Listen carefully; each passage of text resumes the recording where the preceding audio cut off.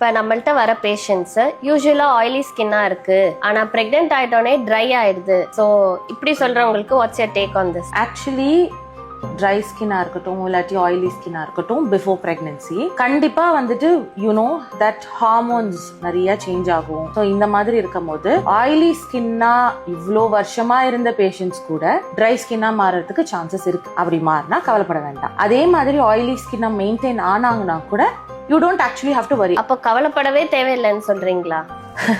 Actually அப்படி கிடையாது. நம்ம நினைக்கிறது ஃபேஸ்ல வந்துட்டு ஆயிலி ஸ்கின் ஆகுது ட்ரை ஸ்கின் ஆகுது அப்படின்னு சொல்லிட்டு பார்த்துட்டு இருக்கோம்ல. பட் ரொம்ப ரொம்ப முக்கியமானது வந்துட்டு பாடியா நம்ம பார்த்தோம்னா பாடி வந்துட்டு இருக்கிற ஸ்கின் கொஞ்சம் ட்ரையா மாறிக்கிட்டே வரும். அது நம்ம விட்டுட்டோம்னா அரிக்க ஆரம்பிக்கும். நார்மலாவே பிரெக்னன்சி ஹார்மோன்ஸ்னால அரிக்கும். அதுக்கு ஒரு கண்டிஷனே இருக்குல்ல பப்புன்னு சொல்லிட்டு. ஸோ அது வந்துட்டு நம்ம எக்ஸ்ட்ரீமா வரும்போது பாக்குறோம். பட்